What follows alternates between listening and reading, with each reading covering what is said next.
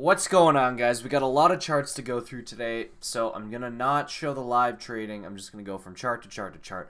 I traded 1, 2, 3, 4, 5 separate things with a couple trades on a few of them. So let's just get right into it. CTRV was the breadwinner of the day. I did not trade it in the morning at all. This wasn't my first trade either. I didn't trade it until it halted.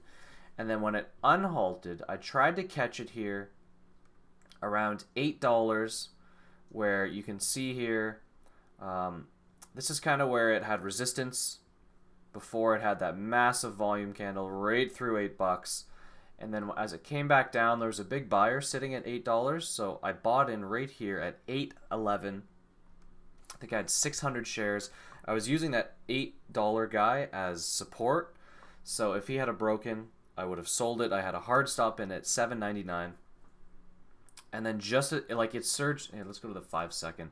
It surged through almost instantly. It got bought back up to this halt level, and then when it broke through, it was just instant.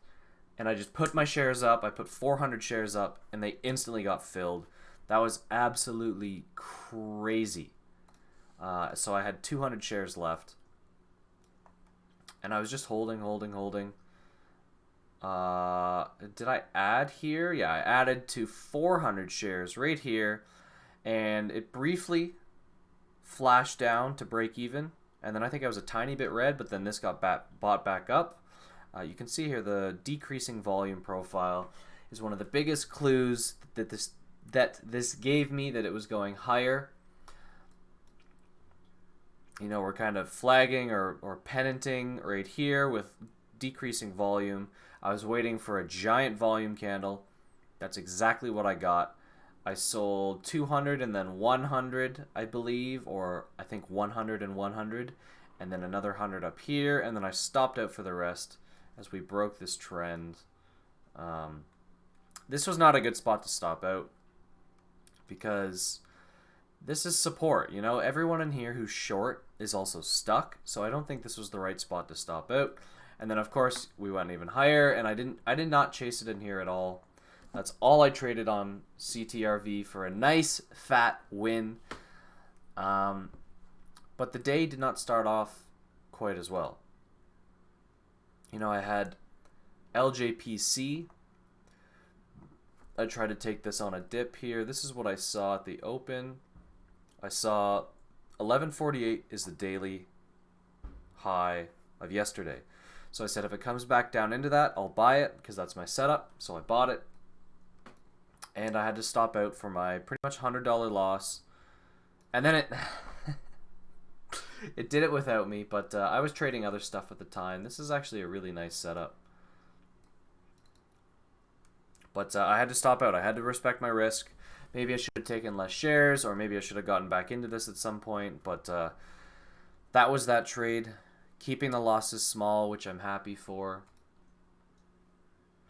Tesla was pretty similar. As it came up to pre-market highs, I wanted to short it. So we came up, we came back down, we came up again, so I shorted it. And I was looking for a move back down into VWAP. I think I had my orders to cover around 207.20s, which was down in here.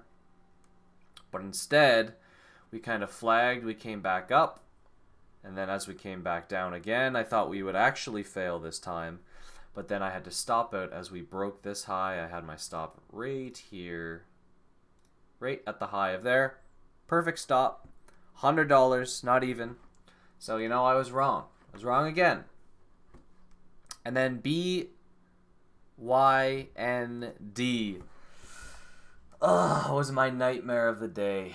I should have traded options on it, not stock. With stock, I only took 100 shares, and I couldn't risk. I couldn't have obey my risk properly.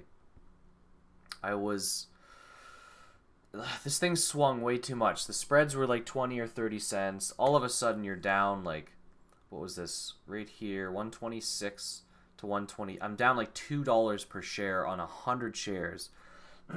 So I'm already down like 200 bucks. And then I try to take it again, and the exact same thing happens, and I have to sell out. I have to sell.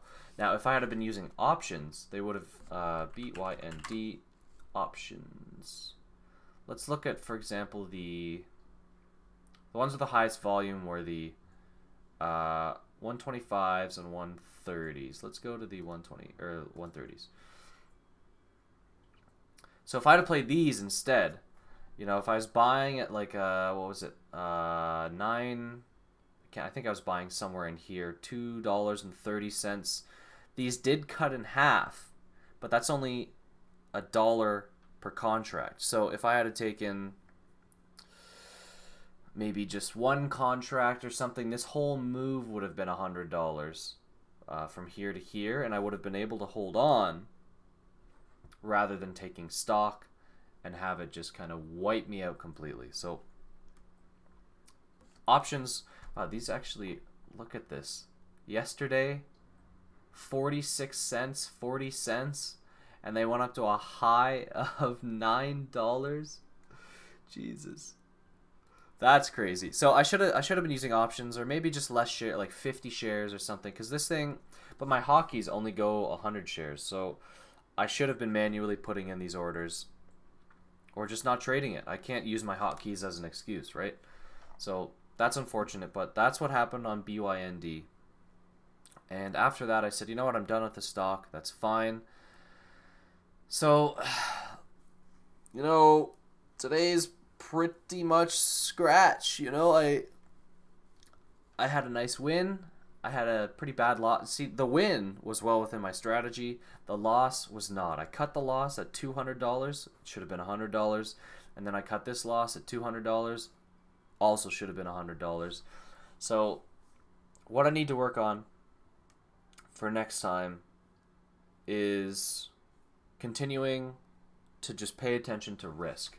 If I had taken 50 shares, which would have been perfect, then these losses would have been acceptable. And if I had made my profit target, that would have been $1, $2, $3, maybe $4 per share. I would have had my $200 with $100 risk, but instead it was, you know, double that. So at least I'm learning. That's kind of what happened. Is the SPY still ripping? Oh my god, this thing is going good. The spot, look at this recovery on the overall market too. It's actually nuts. If you had a bot like call, oh my god. So, is there anything else? So CTRV. Oh, I took SPY. I took 2 SPY puts. I took them actually like at like 10:45 or so. So I took them like half an hour ago. They're not doing that well, but I only took 2 of them.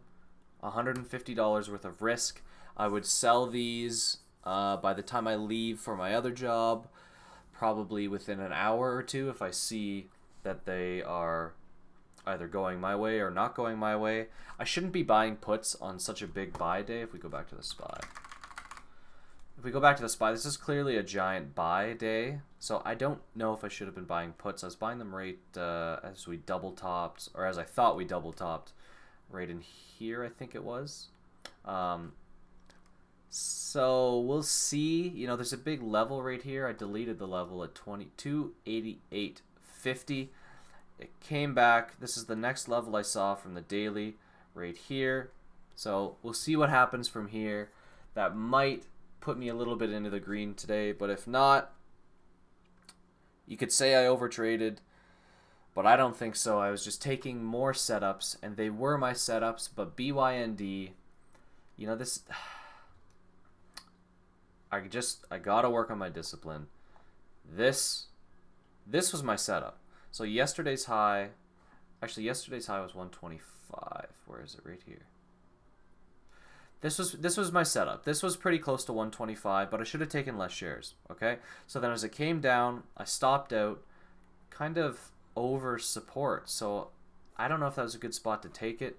And then this second trade here was definitely not the spot to take it. It had failed this level right here, We'd come up, we'd come down, we'd come back up to VWAP, and we failed. I don't think the long was right there. But I'm learning, you know, I'm trying to make less mistakes and work on the things that I'm doing wrong. So I'm gonna do that into next week. I'm gonna take the whole weekend to kind of think about this, think of how I can improve. So thank you guys for watching. Please let me know what you think. Leave your comments down there. Questions, comments, leave them below. Other than that, have a sick weekend. Peace.